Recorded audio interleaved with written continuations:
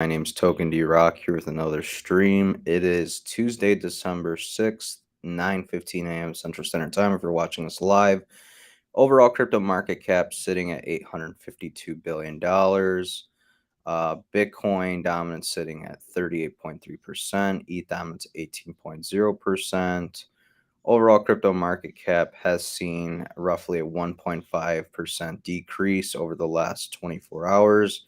So you can see Bitcoin is hovering just below 17,000, retesting these lines of support just below 17,000, pardon me. ETH sitting just above 1250.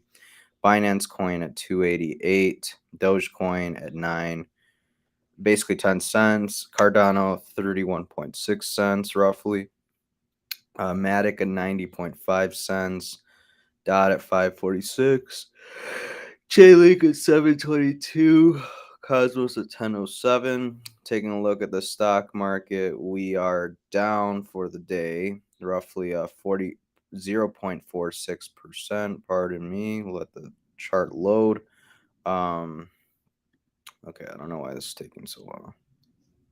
Well, while that loads, let's take a look at the Bitcoin 1 hour chart.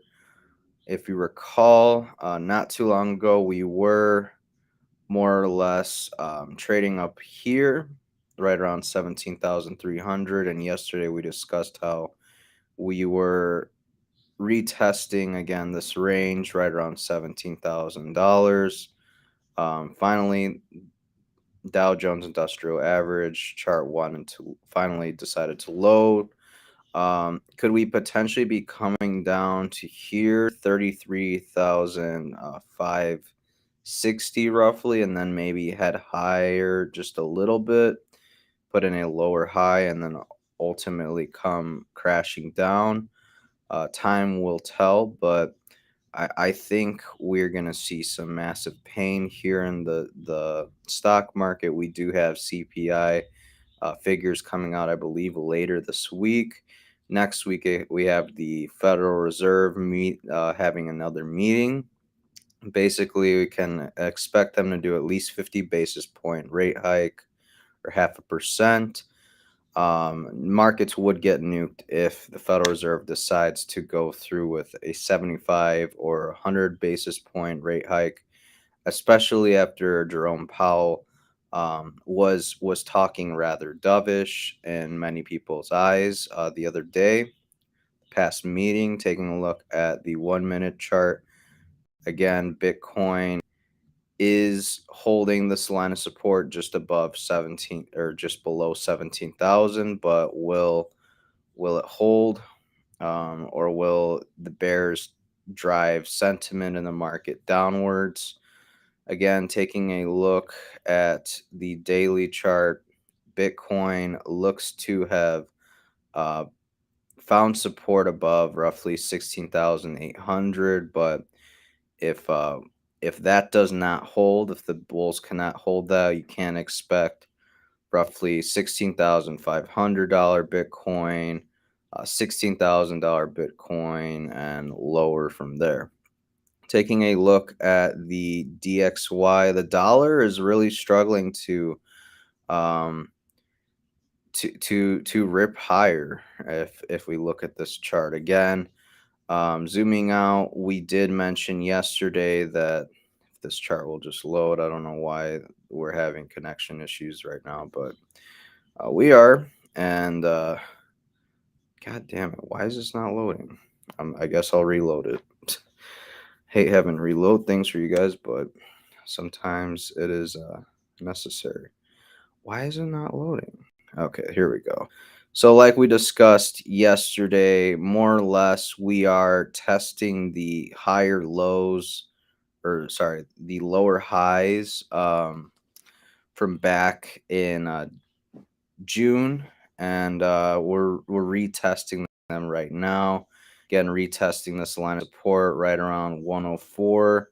The dollar seems to have broken to the upside to roughly 105.45, and now we're trying to hold line of support above 105.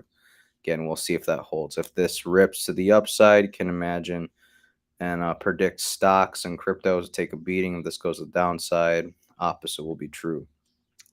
Headed over to Twitter for news. Automobile legend Henry Ford predicting the invention of Bitcoin exactly 101 years ago. On December 1st, 1921, Henry Ford said he would replace gold with energy currency and stop wars. Um, was he predicting Bitcoin over 100 years in the future? Who knows? But very, very interesting to take a look back at the past. Um, in other news, we have Russian demand for Bitcoin mining. ASIC miners has skyrocketed, according to Russian paper Kommersant. Again, more and more countries realizing that Bitcoin is not to be effed with. It's something to take very, very seriously. Countries who fail to adopt Bitcoin, will the countries who fail to adopt Bitcoin soon will be crying and moaning later. A global Bitcoin conference and a Bitcoin education center are both launching in Ghana this week. The future is bright for Bitcoin and Ghana. Africans now can use the Bitcoin Lightning Network to receive cross-border payments in the local currency. Very, very big stuff. Speaking of this conference, we will show a video from it highlighting why they're holding the conference and such towards the end of the video, or towards the end of the stream. So stay tuned for that. 25+% of internet users in Turkey own Bitcoin or crypto, the highest in the world.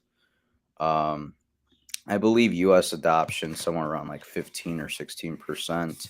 Just put things in perspective. Over 41,000 Brazilian companies bought Bitcoin and crypto in October, according to the Federal Revenue Service.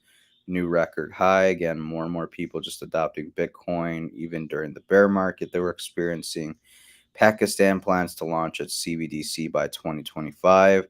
People don't want CBDCs, they want Bitcoin. Writings on the wall.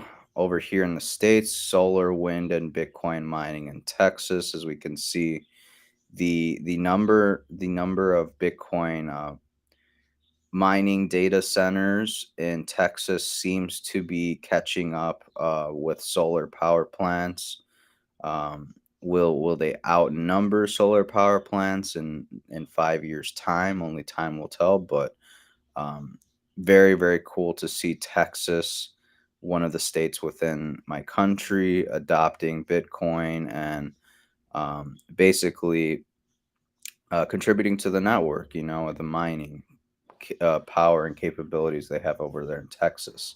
Cheap energy. Just in, 36% of Americans plan to buy cryptocurrencies in the next 6 months, according to a crypto literacy survey. Hashtag Bitcoin. Curious as to how many people they surveyed, but nonetheless, this does not surprise me one bit. I think a lot of people have been waiting for Bitcoin to come down significantly in price. Now that it is over 75% down from its all-time high price, I do think that a lot of people are starting to look at it and question, maybe there's something to this Bitcoin. Maybe there's something to this 4-year cycle that I've heard in the news over and over again. Both of my wife's uncles are longtime private wealth managers. Saw them at a family event today. Instead of expected what's going on with Bitcoin, both of them said it's a big deal that Bitcoin is still alive after the FTX shit show. People are understanding finally. That's what I mean. With Bitcoin being down so much from its all-time high, investors are starting to speculate, maybe there's something to this asset. Maybe we should start DCAing, and I guarantee you if Bitcoin drops even lower to maybe 12, 13,000, I guarantee even more and more people will be looking at it. But that's just my opinion. Let's move on with the news. We didn't choose the dollar. We didn't choose the euro. We didn't choose the pound. Didn't choose the yen. We didn't choose the ruble. We didn't choose the Chinese yuan. We didn't choose fractional reserve banking. We didn't choose central banks. We didn't choose quantitative easing. We choose Bitcoin because Bitcoin is miles better than any of these fiat currencies. Nice car, property, and university education are the old status symbols. Like Bitcoin, the ultimate flex today is freedom, the freedom to do whatever you want, whenever you want. That is Bitcoin. Uh, just putting things in perspective, full potential of Bitcoin. Well, gold right now is valued at $12 trillion market cap. Real estate sitting at 327 trillion. Stocks at 93 trillion. Bonds 400 trillion. Art and other collectibles 25 trillion. Total market cap of all of these things combined 857 trillion. Again, 20% of Bitcoin is lost for good, meaning there's roughly 16.8 million Bitcoin left. Um, you know, total that's not lost, sorry. So the price per Bitcoin can be roughly $51 million at the peak. Again, they're just basically taking total market cap of all these assets and dividing it by the total amount of Bitcoin available. That gives you $51 million per coin. I guarantee you, Bitcoin, I'm not saying it will never reach $51 million a coin, but I guarantee you millionaires and billionaires will be made if Bitcoin ever reaches just 1 million a token or Bitcoin, pardon me. Headed over to digital asset news. He says February will be roughly 8 months since Celsius Network turned off withdrawals. So what this is saying is that it will take them until 8 months just to come up with a reorganization plan, and probably a lot longer to execute that plan. BlockFi had the reorganization plan within 24 hours. Yeah, it's pretty disgusting to see Celsius just take their sweet time with getting customers' funds back. So it doesn't seem like um, they have any urgency to do so. I mean, the fact that Voyager, BlockFi, and other platforms have kind of at least uh, started the started to move the wheel on getting things back to the way they were, or at least fixing the situation, remedying the catastrophe that occurred on their platform. I'm my hopes on Celsius not too hot. I'm kind of disappointed, to say the least, because I did hold a good chunk of my assets on there, but um, fingers crossed we get our funds at some point, even with the fat haircut. Um, and that's the other thing you guys have to realize is that people are starting to see the full potential of Bitcoin, considering all these exchanges are crashing and they're very, very heavily invested in Bitcoin IOUs along with several altcoins. You could see the collapse of FTX, Voyager, and Celsius as kind of a orange pilling moment. More and more people are seeing the value in Bitcoin and less in the value of the altcoins, the many of shit coins out there. Alameda CEO Caroline Ellison's FTX margin account had a loss of $1.3 billion in May 2022. Genius. This kind of makes me think of that clip of Caroline Ellison where she says she doesn't use very high level math. Um, she doesn't use stuff like stop losses, and then she's basically trying to think of a trade where she's lost a lot of money, and then she giggles and then says like, "Oh yeah, I probably don't want to talk about that." Ha ha ha. Well, I wonder if this is the loss she was talking about or giggling about. Here we have BitBoy Crypto, the hero who brought down FTX and saved crypto.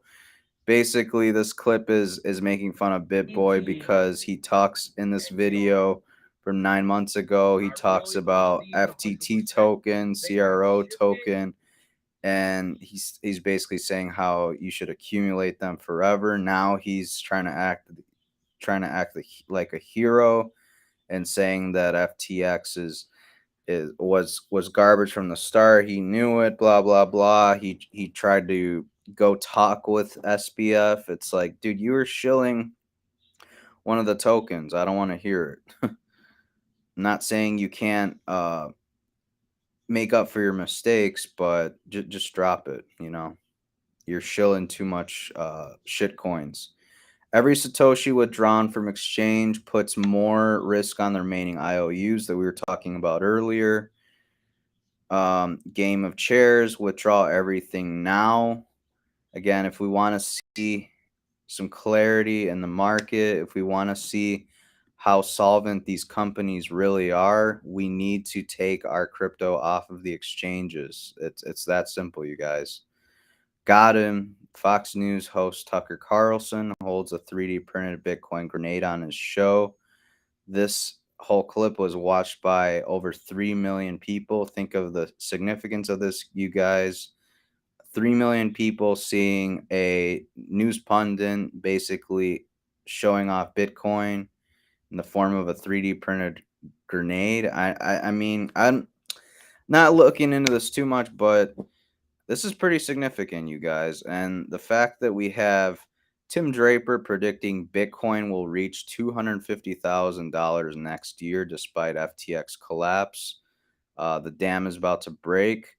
And if it doesn't hit 250K, he says it's going to hit 5K instead. So one or the other. Again, we're hearing from many news outlets about Bitcoin and crypto. Bank of America saying regulation required for mainstream adoption of cryptocurrencies. Jim Cramer urging investors to sell their crypto. Is this a bottom signal? Because if you know anything about Jim Cramer, you should do the exact opposite of what he's saying. If he's saying Bitcoin's going to $1 million tomorrow, you should probably take some profits and wait to buy the dip. Basically, there is an account here on Twitter that's called Inverse Cramer ETF. Basically, it shows Jim Cramer's tweets in live time and basically says, "Oh yeah, clearly do the opposite." So yeah, is the bottom in? I don't think it is. I think we have a lot of pain to go with crypto and stocks, but again, time will tell. Never let them live this down. Why inflation can be good, can actually be good for everyday Americans and bad for rich people. This is a load of horse, shit. Pardon my French. Um, don't buy the narrative. Remember when they said inflation was just transitory? We'll get things back to the way they were, and now they're saying, "Oh, inflation's actually not so bad. It's actually bad for rich people and good for everyday Americans." Yeah, I smell BS. Another news, when they're not gaslighting you about inflation, they're gaslighting you about the Hunter Biden story. FBI warned Twitter about a hack and leak operation targeting Hunter Biden in weekly 2020 meetings before the laptop story was censored. In other news, we have Elon Musk's free speech platform has now suspended both Garland Nixon and Jackson Hinkle. Are we seeing more or less the same thing that we had experienced under a different owner with Twitter? I mean, Elon Musk taking over Twitter and exposing the Twitter files is great and all, but why is he suspending a bunch of accounts? Why don't we have Mr. McCullough? Why don't we have Dr. Malone back on Twitter among many others? It makes you question, is this platform going to be as free as Elon is claiming, or is it all a ruse? Is it all prank? Why? What? WTF? Why is this happening now? This man, Matt for Virginia, kept his business open during COVID and ignored mandates of the state, suspended his licenses, and just raided his business. These thugs just came in and basically, because this man, to my knowledge, the owner of this restaurant sold pizza to an unvaccinated customer. That's what's going around right now is the reason. Um, they are suspending his alcohol license among many others and basically shutting down his business. Like, do you guys see the insanity of this? Like, are we in Germany in the 1930s? Because we're getting pretty damn close with a few things like this. Again, not trying to draw direct connections, but there are some striking similarities when you know a government can tell you who and who you cannot serve food or beverages too. Again, heading we're regressing, not progressing, because segregational policies like this are still going forward. And just to remind you, it didn't. And this guy says just doing my job. That's what some of these cops said. Well, you know who said just my job? A lot of people in Nazi Germany back in the 30s and 40s.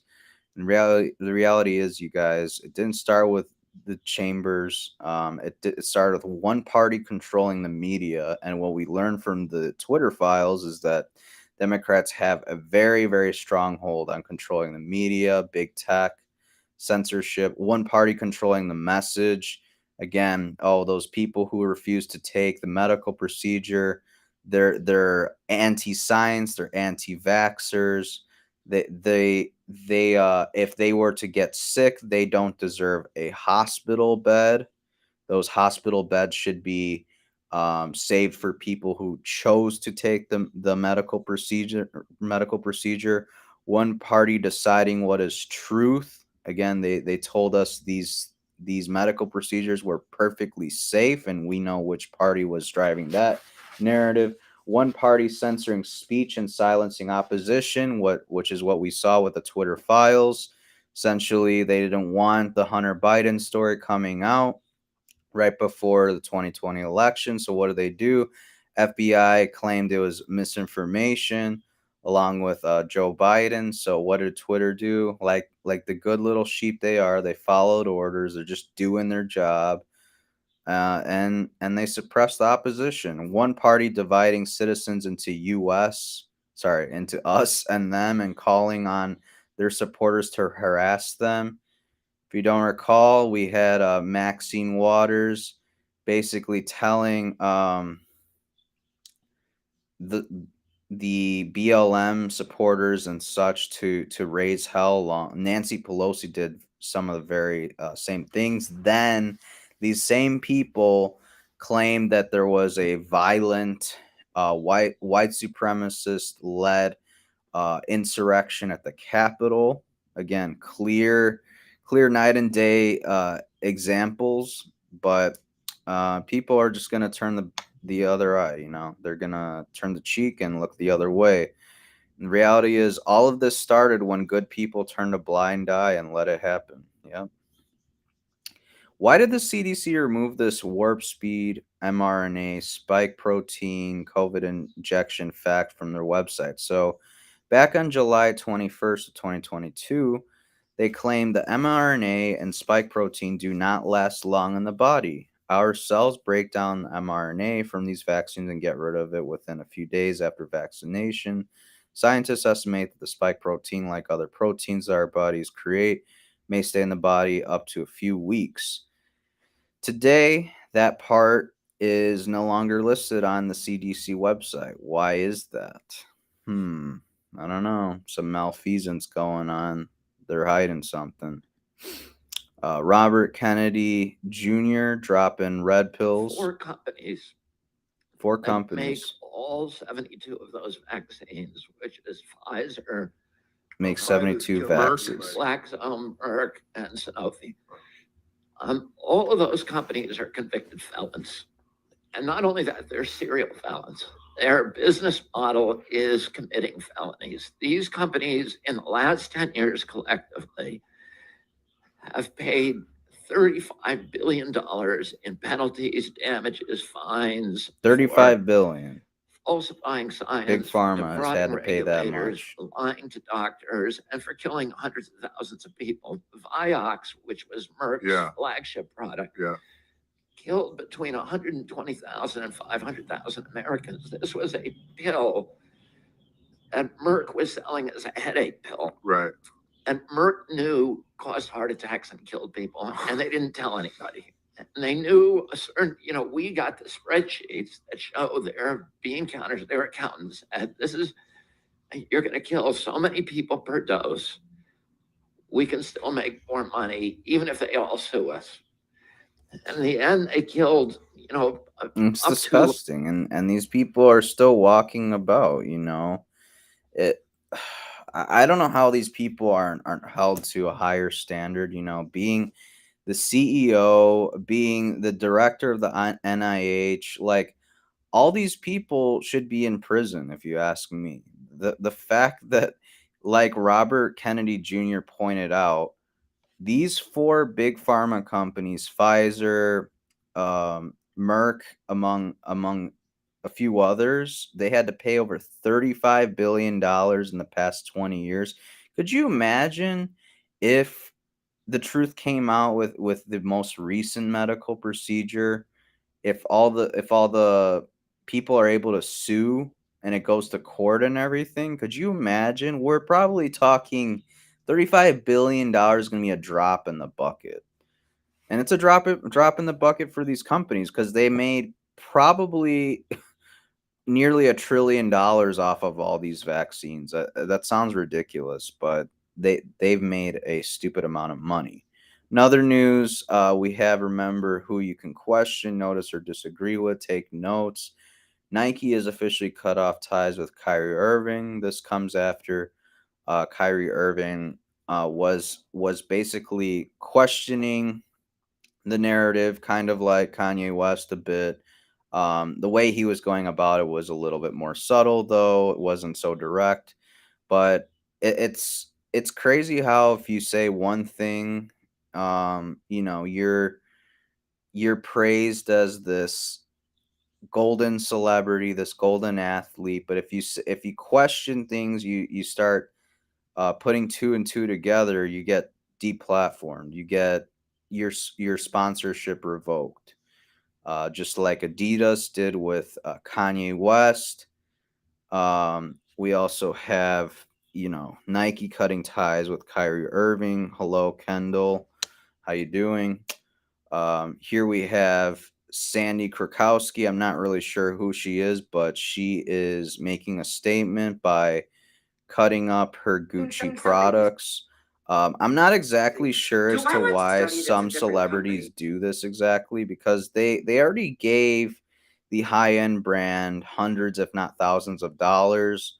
So they already have your money. But I guess the intent is, well, I'm an influential person, so if I cut up these shoes, these big name brands, clothing, articles of clothing, whatever it may be, maybe I will set a trend moving forward. Maybe hundreds, if not thousands or tens of thousands of people, maybe will choose to not buy this good from this brand.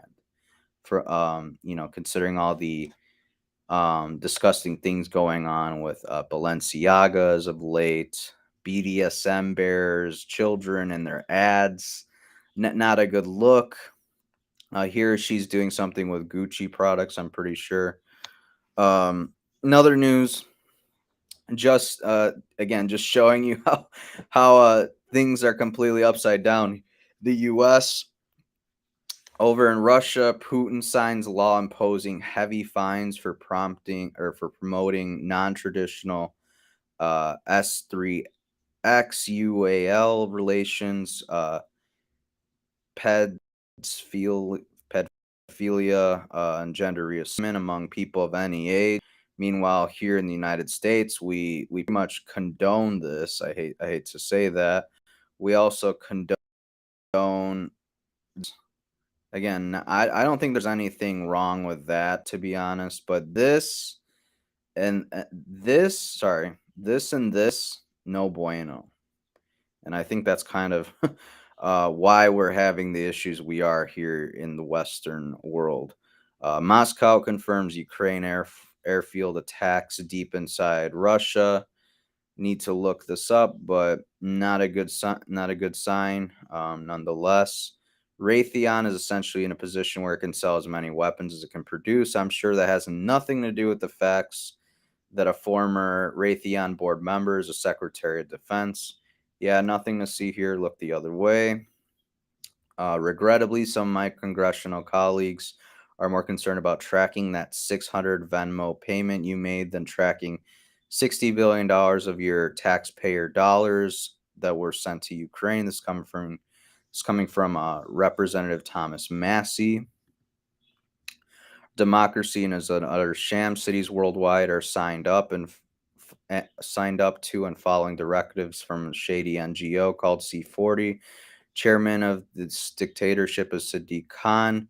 Residents have been asked to vote on these plans. They're simply being adopted as law and reported into C40. Basically, general gist of this: climate action planning steps and processes. Every city's climate action planning process and outcome will be tailored to their own circumstances, but there are key steps that all cities must take, components and considerations that need to be included.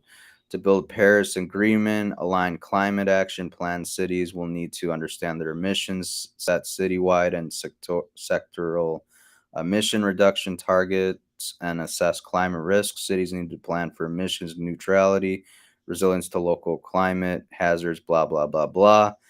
Well, nonetheless, they're going to have 15-minute cities, or these things called global cities. It's a snapshot of the dystopian future planned for you by councils and cities all signed up to the great net zero con, being pulled by the elites. What you will eat, how many items of clothes you are allowed to buy a year, all decided for you by them. Ambitious target in 2030 is to have zero private vehicles, meaning everyone will use a bicycle or public transportation. Optimum lifetime will be roughly, I'm not exactly sure what this has to do. Lifetime for body of vehicle. I don't know. I guess they're trying to basically make the vehicles bodies with longer lasting materials. I'm not exactly sure. Here we can see they're trying to shoot for a 50% reduction in use of metal and plastic materials. They're also trying to reduce the number of clothings and textile items that you can order per year. They're trying to reduce waste in the supply chain, trying to get down to 75% by 2030. That's their ambitious target. Yeah, not a good look, you guys. Here we have Oxfordshire County Council passed climate lockdown trial to begin in 2024. We discussed this yesterday.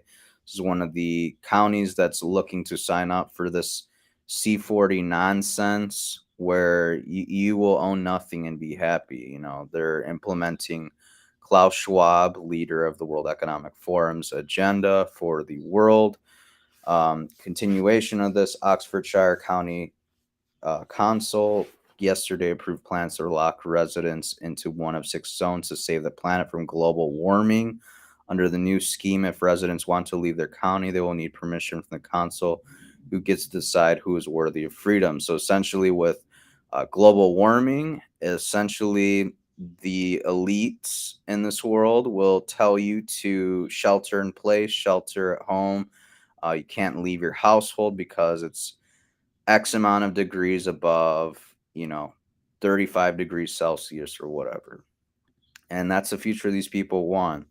But Bitcoin and crypto is certainly a way out of it, especially Bitcoin. Just to give you an idea as to the amazing returns that we've seen since 2010, we saw 9,900% change in Bitcoin in the year 2010, then 1473% in 2011, 186% in 2012, 5,507% in 2013. As you can see, we are in one of the red years, so to speak, but many, many green years to come. So don't get discouraged.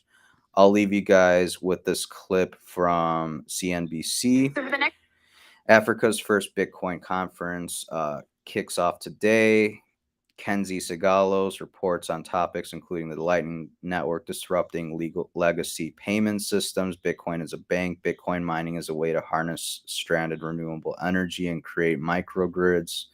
So I'll leave it up to her to close out today's stream. If you guys found today's stream enjoyable, informative, any of the above, please like and subscribe. Hit the notification bell to be notified when we go live next. I will see you guys all tomorrow, 9:15 a.m. Central Standard Time. Leave you with this clip. Next 3 days, we're going to be hearing from some of the biggest names in Bitcoin who actually see the recent implosion of FTX as another example that sets Bitcoin apart from the thousands of other altcoin projects, and crucially from these centralized crypto platforms. Because remember, the Bitcoin network focuses on two big things: decentralization and security. And so sentiment is really positive here about the future of the industry because they feel that people around the world are realizing that Bitcoin is more secure than other altcoins, it's more reliable, and it's decentralized, meaning that these centralized actors can't mess with your money. Now, Block CEO Jack Dorsey, Strike CEO Jack Mallers, and Ray Youssef, who runs Paxful, one of the most prominent decentralized crypto exchanges on the continent, will all be speaking this week, as will some of the biggest names in Lightning, which is that layer 2 technology built on top of Bitcoin that's trying to replace existing fiat payment rails by making cash transfers around the world instantaneous, instantly settled, and cheaper. And crucially, we're also hearing from entrepreneurs based in the region who have been leaning into crypto as a way to make life easier. What about the real-term applications of crypto, Mackenzie? Are the people down there saying that it could actually make things better or easier than fiat cash? Yeah, so several countries in Africa, Ghana, Nigeria, and Kenya, to name a few, are these prime examples of places where grassroots, totally organic crypto adoption is happening because it's just better than the existing system. There's a thriving peer-to-peer crypto payment network across the continent using a combination of Bitcoin and US dollar peg stablecoins like Tether. We're also talking about Bitcoin as a savings technology because, yes, its price is volatile, but in countries where there's rampant inflation and the local currency has lost most of its value, Bitcoin can become the safer and more accessible option. Now, mining for Bitcoin in some cases is creating a financial incentive to build infrastructure to harness stranded renewable energy and then make that power accessible to communities through microgrids. Another point here, Seema, there's a delegation